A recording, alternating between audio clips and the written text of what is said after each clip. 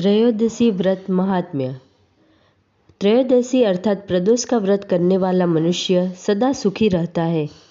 उसके संपूर्ण पापों का नाश इस व्रत से हो जाता है। इस व्रत के करने से विधवा स्त्रियों को अधर्म से ग्लानि होती है और सुहागन नारियों का सुहाग सदा अटल रहता है। बंदी कारागार से छूट जाता है।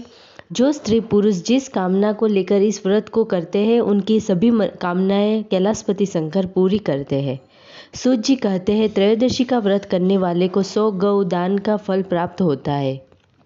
इस व्रत को जो विधि विधान और तन मन धन से करता है उसके सभी दुख दूर हो जाते हैं।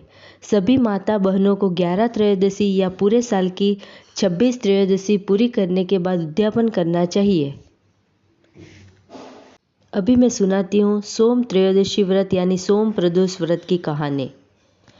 सूत जी बोले, हे ऋषिवरों, अब मैं सोम प्रदोष व्रत का महात्म्य वर्णन करता हूँ। इस व्रत के करने से शिव पार्वती प्रसन्न होते हैं। प्रातः स्नान आदि कर शुद्ध पवित्र हो शिव पार्वती का ध्यान करके पूजन करे और अर्घ्य दे। ओम नमः शिवाय इस मंत्र का 108 बार जप करे, फिर स्तुति करे। हे प्रभु, मैं इस दुख सागर में गोते खाता हुआ ऋण भार से दबा ग्रह दशा से ग्रसित हूँ। हे दयालु, मेरी रक्षा कीजिए। सौनक आदि ऋषि बोले, हे पूज्यवर महामते, आपने यह व्रत संपूर्ण कामनाओं के लिए बताया है। अब कृपा कर यह बताने का कष्ट करे कि यह व्रत किसने किया व क्या फल पाया। सूत जी बोले, एक नगर में एक ब्राह्मणी रहती थी। उसके पति का स्वर्गवास हो गया। कोई भी उसका धीर धरैया न था, इसलिए वह सुबह होते ही वह अपने पुत्र के साथ भीख मांगने निकल जाती है और जो भिक्षा मिलती उसी से वह अपने पुत्र का पेट भरती थी। एक दिन ब्राह्मणी भीख मांगकर लौट रही थी तो उसे एक लड़का मिला। उसकी दशा बहुत खराब थी। ब्राह्मणी को उस पर दया आ गई। वह उसे अपने साथ घर ले आई। वह लड़का विदर्भ का राजकुमार था। पड़ोसी राजा ने उसके पिता पर आक्रमण करके उसके राज्य पर कब्जा कर लिया था, इसलिए वह मारा मारा फिर रहा था। ब्राह्मणी के घर पर वह ब्राह्मण कुमार के साथ रहकर पलने लगा। एक दिन ब्राह्मण कुमार और राजकुमार खेल रहे थे।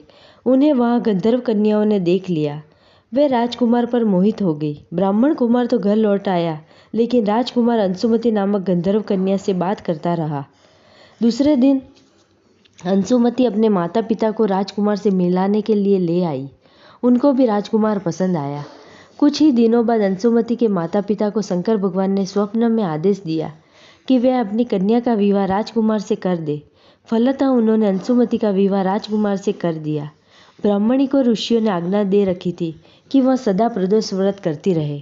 उसके व्रत के प्रभाव और गंधर्वराज की सेनाओं की सहायता से राजकुमार ने विदर्भ से शत्रुओं को मार भगाया और अपने पिता के राज्य को पुनः प्राप्त कर वहां आनंद पूर्वक रहने लगा। राजकुमार ने ब्राह्मण कुमार को अपना प्रधानमंत्री बनाया। राजकुमार और ब्राह्मण कुमार के दिन जिस प्रकार ब्राह्मणी के प्रदोष व्रत की कृपा से फिरे, उसी प्रकार शंकर भगवान अपने दूसरे भक्तों के दिन भी फेरते हैं। तभी से प्रदोष व्रत का संसार में बड़ा महत्व है। सौनक ऋषि सूत जी से बोले, कृपा करके अब आप और अनेक प्रदोष व्रत की कहानी सुनाइए।